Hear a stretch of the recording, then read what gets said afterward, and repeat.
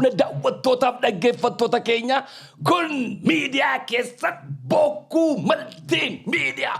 Bokkuu maltiimiidiyaa sagantaa gingilchaa waggoottan 8 darbe isin tajaajilaa ture yeroo gabaabaaf addaan citte amma walitti deebinee jirra sagantaa gingilchaa guyyaa irraa furtee kan isiniif dhiyaate jarnaaltichi keessan qaxaleen keessan Habtaamuu Lamuuti.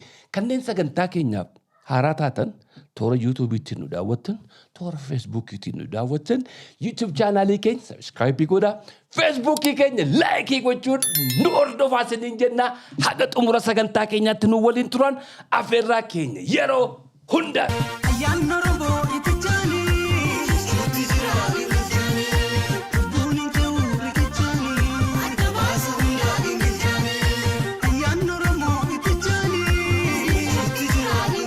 Daawwattootaaf dhaggeeffattoota keenyaa sagantaa gingilchaa darbee kanaaf fudhadhee dhufeera. Gingilchaa ergan addaan kutee gara baatii 3 ta'eera.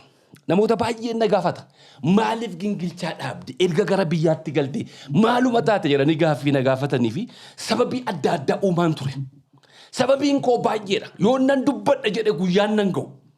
Biyya faranjiin ture waggaa baay'eedhaaf erga gara biyyaatti deebinee hojii adda addaas uummanne hojii keenya biratti miidiyaa hojjechuudhaaf tattaaffii baay'ee godhaan ture.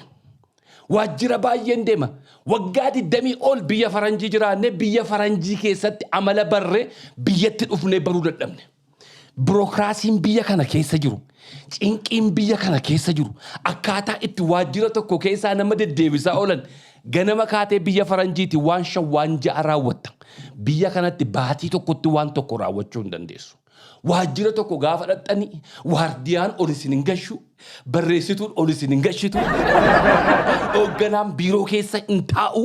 Maali'ees walgahiirra jiru. Eessa dhaqan iddoo akkasii jiru. Lakkii har'a abbaa dhimma arguun barbaadamu jedhanii jiru. Lakkii har'a akkas ta'an jedhanii jiranii waajjira tokkotti deddeebi'aa oola.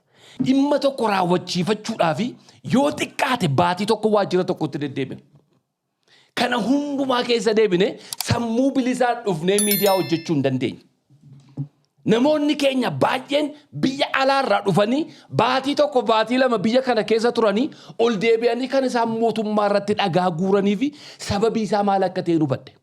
Birookiraasiin biyya kana keessa jiru akkaataa itti waajjiratti nama cinqan, akkaataa itti waajjiratti itti nama deddeebisan ulaarraa kaasee baay'ee nama rakkisa. Kanatu abdii na kutachiise. Kanatu yeroo hundumaa gadi ba'ee gaafan gara mana kootti deebi'u aareen gala. Akkamittiin hin fuula keessan fuuldura dhufee taa'ee taasisuu danda'a. Isa kanaaf miidiyaa irraa bade. Baay'ee nama rakkisa.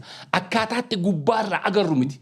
Akkaataa hooggansoonni gurguddoon gubbaarraa jiran miti. Birookiraasiin waajjira biyya kanaa keessa jiru biyya kamirratti waan jiru natti hin fakkaatu. Baay'ee rakkisaadha. Keessumatti warri shaggar cubbuu isin diyaaspooraa irratti godhaa jirtan Waaqayyoon isin hin dhiisu. Diyaaspooraa maatii isaa manatti gatee halkan ofiisa qulqulleesse taaksii oofee ubarii oofee maallaqa walitti qabatee afeerraa mootummaan godhuuf biyya koottan investii godha jedhee waan achii gudunfatee fidee lafa fudhatee maqaa investimentiitiin beenyaa kaffalee liisii kaffalee magaazinuma xiqqoo irratti ijaaree isaa hojii jalqabuuf deemu. Wiliisii wajjin qabnu addaan kunnee irrattanii nama meeqa boosistan, nama meeqa karaattan bistan, nama meeqatti taphattan. Mootummaan akka namni keenya hojjetu barbaada. Akka namni keenya jabaatu barbaada. Waggaa hedduuf qabsoo keessa turre. Waggaa baay'eef iyyaa turre. Waggaa baay'eef karaa cufaa turre. Amma reef namni keenya reefu hojiitti madaqaa jira. Namoota keenya tattaaffatanii gara hojiitti dhufanii hamilee laattanii fi jajjabeessitanii jabaadhu jettanii hanqina isaa guutuu mannaa halkaniin dhaxxaniifaa meeqatti taphattan. Akkatti horii kana finnu hin beektan isin. Horii kana dhiiga keenya akkas lolaasneef hin biyya hambaatti. Diyaaspooraan meeqa maatii isaa manatti gatee halkan machooftuu taaksii oofaa buleeti kan inni maallaqa kana fidataa dhufu. Jilba isaatiin jilbeenfatee lafa qulqulleesseeti. Meeqatti akkasiin taphachaa jirtan kana Waaqayyoo dhumatti dhiifna. Kuni kaayyoo muummicha ministeeraa miti. Kuni kaayyoo pirezidaantii mootummaa naannoo Oromiyaa miti. Wanti gubbaarraa dhageenyu, wanti gubbaarraa argaa jirru, kaayyoo mootummaa gubbaarraa dhagaa jirruuf wanti gara gadiitti godhamaa jiru waan baay'een isaa waan nama qaanessuudha. galata waaqayyoo anaan miidiyaa irratti na beeku waajjiraalee baay'ee lafa Oromoon keessa jiru keessa dhaqee salfiillee dhaabbadhee hin beeku ulfina argadha anaan akka nama tokkootti sarviizii sinnaa kennaa jirtan guddaadha ulfaadhaa gama kootiin kan kooduwwaa garuu ni ilaalu ofii kootiif naa ta'eera ofii kootiif kabajaa argadheera ofii kootiif dhimmi koo naa raawwateera jedhee golatti galuu immoo hin danda'u obboloota koo biraatu jira wanti kun deemee nama keenya mootummaa irratti kakaasa. Har'a diinni mootummaa inni guddaan ani isa fagoo miti kan ilaalu. Warra mootummaa keessa taa'ee mootummaa kana orfu. Namni akka mootummaa kana irratti kaka'u. Namni akka mootummaa kanatti gungumu. Gibira adda addaa itti fe'uudhaan. Akka namni mataa ol qabatee hin deemne gochuudhaan. Halkaniif guyyaa namni mootummaa kana akka balaaleffatu warri godhan warra mootummaa keessa taa'anii hojjetanidha. Warra kana irratti qabsaa'uun dirqama. Sababiin isaa maaliif? Mootummaan kun waa ta'ennaan Oromootu waa ta'a.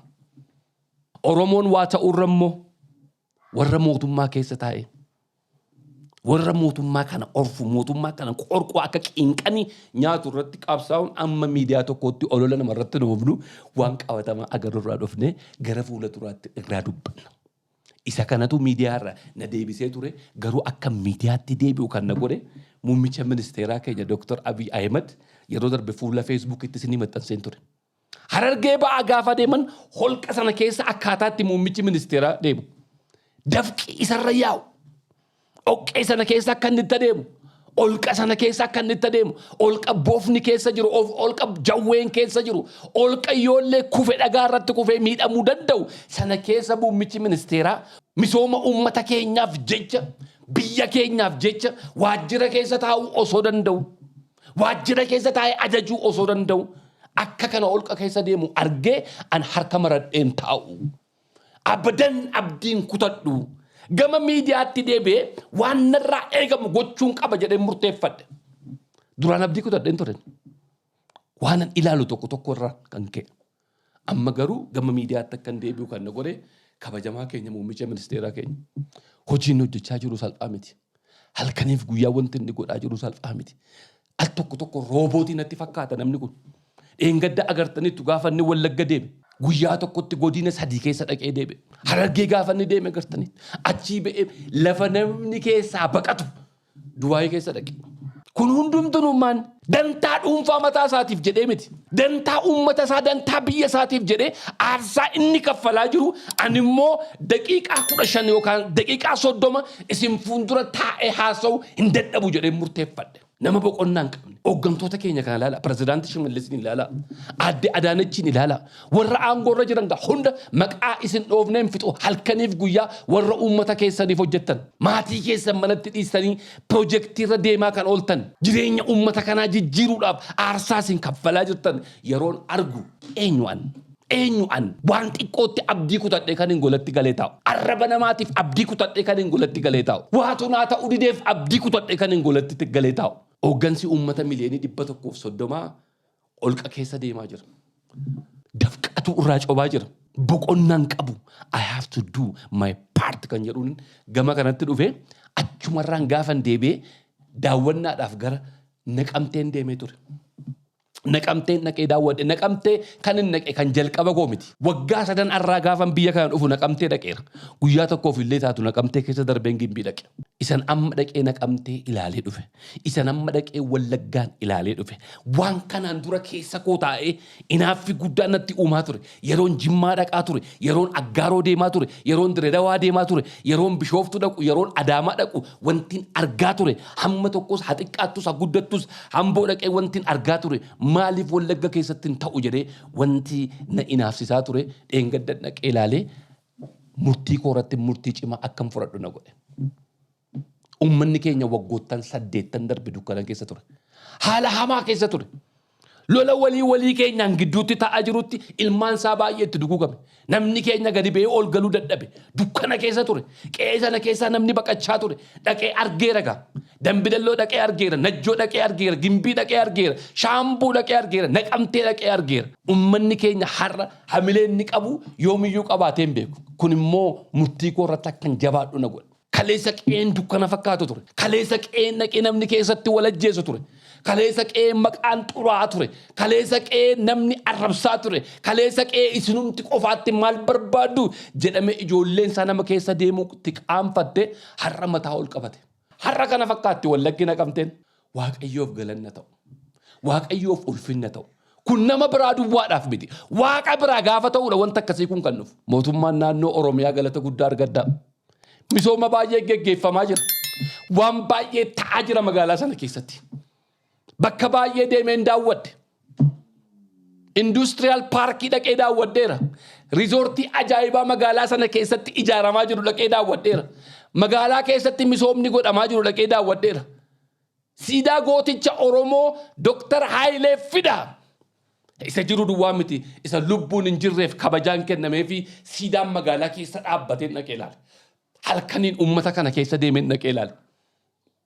Har'a abdiitu mul'achaa jira. Har'a waan xiqqoo yoo taatu waa argaa jirra. Uummanni koo akka kaleessa abdii kutatee jiru. Har'a ifni ifuufii jalqabee jira. Har'a dukkanni gara ifaatti geeddaramaa jira. Abdii arge sanan waanan danda'een anis gama kootiin kontribiuutii gochuun qaba jedheeti. Mootummaan naannoo Oromiyaa baay'ee galatooma. Kantiibaan magaalaa Naqamtee baay'ee galatooma. Hojii isin hojjechaa jirtaniif kun ga'aadha jechuu miti. Jalqabbiin keessan garuu nama boossa. Eegaltiin keessan garuu nama boossa. Lafa kaleessa waan tokko hin jirretti akkuma waakkoo galgala tokkotti lafa keessaa ol ba'utti waan baay'ee tolbaa jira. Gammachuu guddaan irraa qabaadde. Wallaggi akka kaleessaa miti. Kanaan dura waa'ee Wallaggaa baay'ee dubbachaa ture. Wallaggaan lafee duddaa dinagdee biyya kanaati jennee haasaa ture. Waan meeqatu keessaa ba'aa ture. Ilaalaa konkolaataa. Konkolaatoleen hiriiraan dhaabbatan kun warra Wallagga keessaa nyaata fe'anii gara Finfinneetti achi ol dhufanii. Warra boqqolloo fe'e, saliixa fe'e, waan adda addaa kana fe'e achi ol dhufuudha. Kun hamma xiqqoo ani magaalaa keessatti argee waraabbaddeera. Guyyaa kan ba'aa ture, galgala kan ba'uuf deemu, kan karaarra jiru immoo isinumtiitu tilmaama. Har'a kanarra jira uummanni keenya. Kun abdii natti oore. Kanarraa baay'een gammade. Warri waan kana halkaniif guyyaa hojjechuun uummanni keenya akka inni boquu ol qabatee deemu gootan.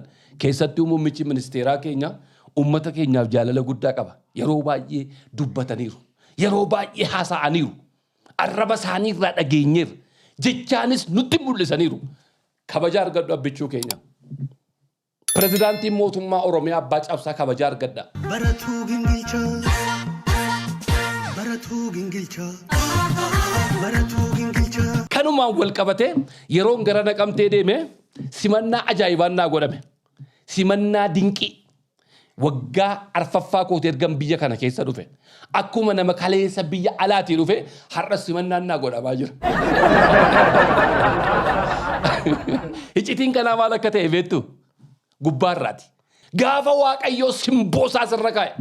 Gaafa Waaqayyoo si kabaje namni si kabaja. Ulfina argadhaa. Kantiibaan magaalaa Naqamtee obbo Masarat akkasumas itti gaafatamaan paartii badhaadhinaa magaalaa Naqamtee Profeesar Malaakuu hogganoonni biroonis itti aanaan kantiibaas hundi keessan ulfaadhaa uummanni magaalaa Naqamtee galatooma. Fardaan gadi baata'ina simattan. Ilma keenya dhufe naan jettanii ulfina naa laattaniif Waaqayyoon ulfina isiniif akka kennu dachaa dachaa. Social media irratti argaan ture namoota baay'eetu aare. Maaluma ta'eeti namichi kun kan Naqamtee dhaqe. Simatame jedhee warra idda mormaa kaasee aarufaatu jira.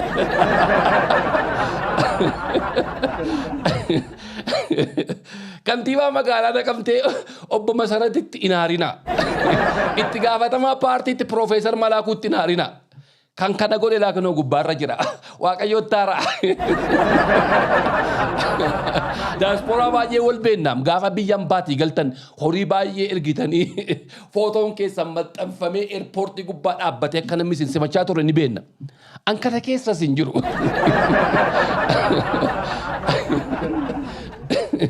Ani simannaa naa godha eerpoortiitti kottaa na simadhaan jenneen.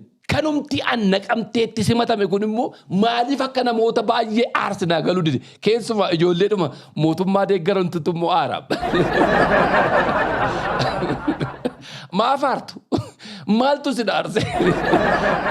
ummati fedhii isaatiin gadi ba'ee na simate ani gadi ba'aa na simadhaa hin jenne kabajaa nama kabajaa maluuf kennanii hojii koo beekuuf vaaliyuu koo beekuuf na simatanii waaqayyootu simboo kana naa kenne maaf aartu maaltu sin aarse ergan biyya kanatti galeen waggaa 4 simannaan Naqamteetti naa godhame kun ergan biyyatti galee simannaa jalqabaa miti simannaa baay'een naa godhame garuu kan Naqamtee kanatu baay'ee sin aarse ani biyya kanatti galee anaa 7 Jimma dhaqee jimmatti simannaa guddaan naa godhame yeroo sana obbo Masarat hoggana paartii badhaadhinaa godina Jimmaa turan obbo Tijjaanii fa'a simannaa dinqii naa godhan ilaalaa asirratti footoo koo maxxanfatanii leekiraamiin qophaa'ee simannaa biyya hin jirren naa godhame namni yommuu sana xistimbis jedhan jedhu maaltu Jimma si geessee yoo dhiira taate Wallagga kottuu naan jiran gaafas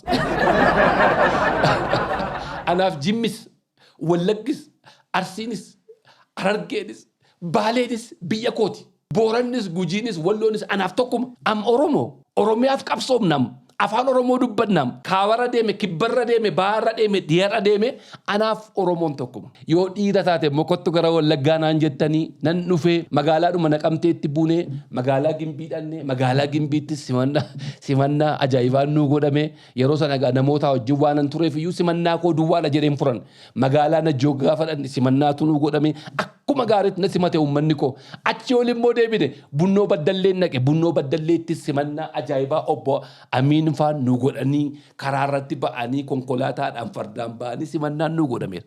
Achirraayis ba'e immoo Hilloo Abbaa Booraa gaafa naqes uummanni Hilloo Abbaa Booraa hooggantoonni Hilloo Abbaa Booraa kiiloomeetirii 80 dhufanii na simatan.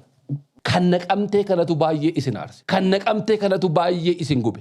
Maaliif Wallaggi akka nagaa ta'uun barbaaddan? Wallagga keessatti ilmi Wallaggaa tokko gaafa qe'ee isaatti deebi'u sibatamuun isiniif mataa dhukkubbiidha. Maaliif akka inni wal ajjeesuu barbaadu? Akka inni wal arrabsuu barbaadu?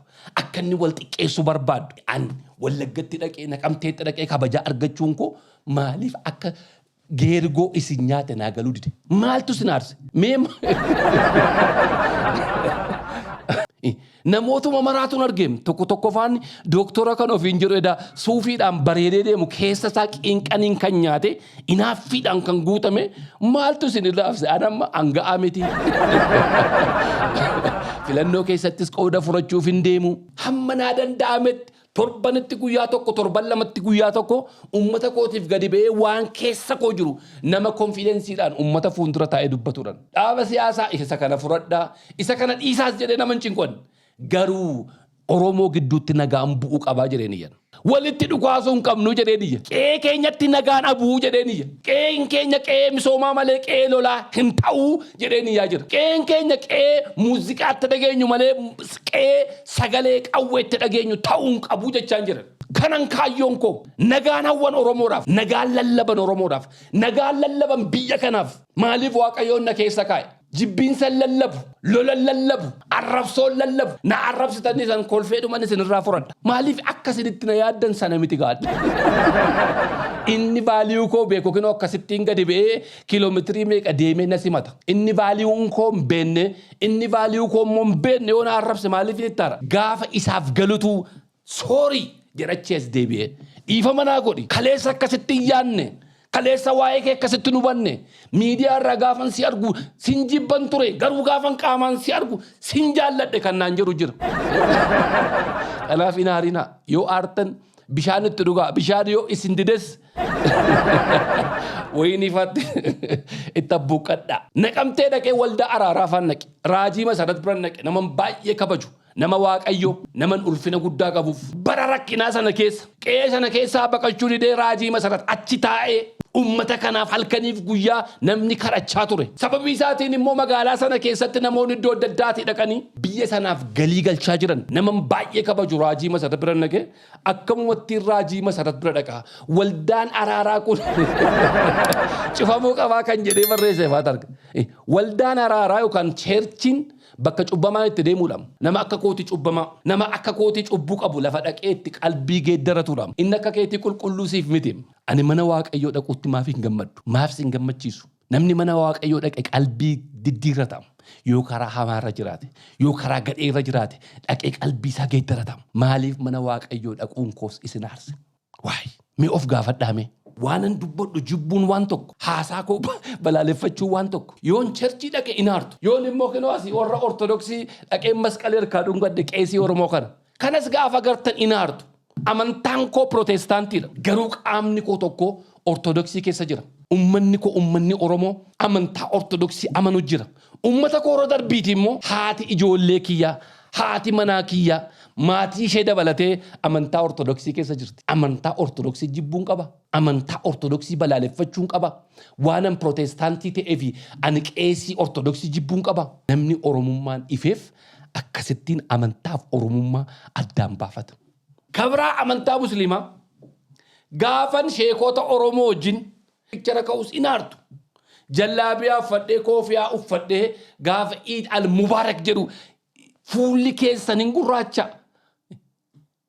akkamisiiniif ta'on ortodoksii yoon kabaje inaartu protestaantii yoon kabaje inaartu musliima yoon kabaje inaartu an qaamni koo walakkaan musliima ummanni oromoon kaabaaf kibba ba'aaf dhiya giddu galeessa amantaa kan hordofan baay'inaan oromoon baay'inaan amantaansa amantaa musliimaatiin ergan oromoo ta'e akkamittiin amantaa musliimaa jibba sanayyuu dhiisaa haadhaaf abbaan koo amantaa kanatti amanuun musliimam obbolaan koo musliima kan ta'antu jira akkamittan jibbaree musliim waan dirqama isin keessa jibbi jiraateef ani jibbuun qaba dirqamaan ortodoksii jibbuun qaba akka keessan dirqamaan islaama jibbuun qabaan protestaantii jibbuun qaba an guddisa nuwoo goobanaa faatim guddisa alii birraa faatim guddisa obboleen coolataa faatiman artistoota oromoo keessaa kan akka nuwoo goobanaa kan akka alii birraa faa quraana beeku jira halkaniif guyyaa garuu waa'ee oromoo haasa'aati lubbuun isaanii kan darbe waa'ee oromoo dubbachaadha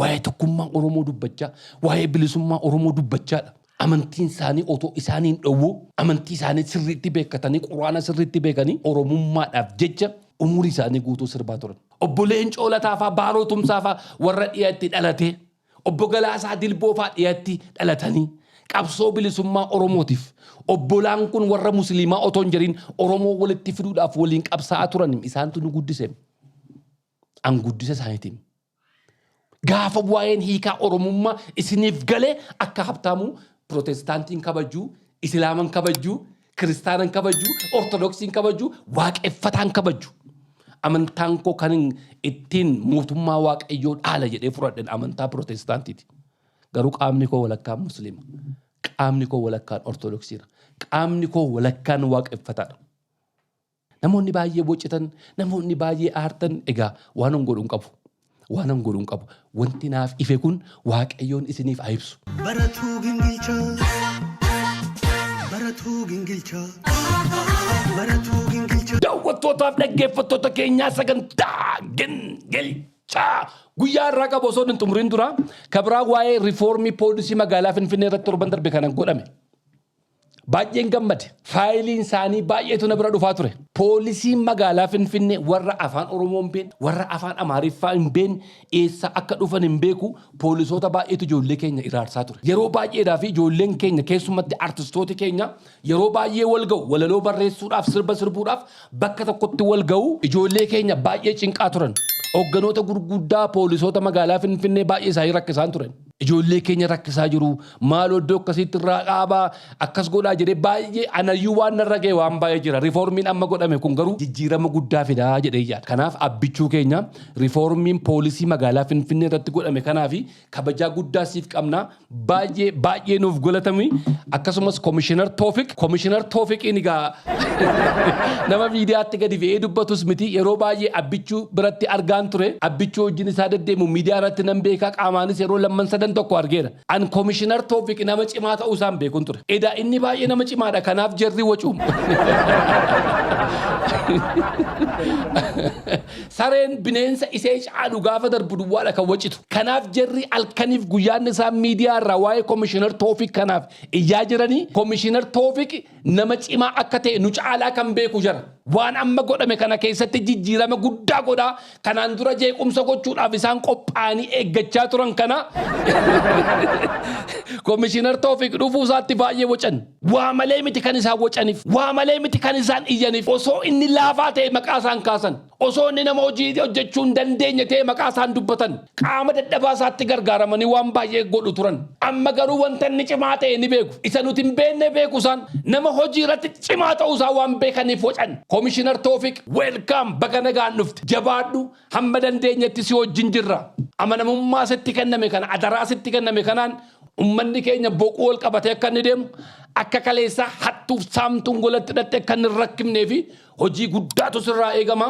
Amanamummaa sitti kenname kanaan ummata keetiif mootummaa kee akka tajaajiltu abdii guddaan sirraa qaba. Baga nagaan dhufte. Baratuu gingilchaa. Baratuu gingilchaa. Baratuu gingilchaa. Daawwattootaaf dhaggeeffattoota keenya sagantaa gingilchaa torbee kana fudhadhee dhufe asuma golamnee jirra. Torban sagantaa biraan hamma walitti deebinutti nagaa Waaqayyoon nuuf jiraadha. YouTube chaanaalii keenya subscribe godhaa.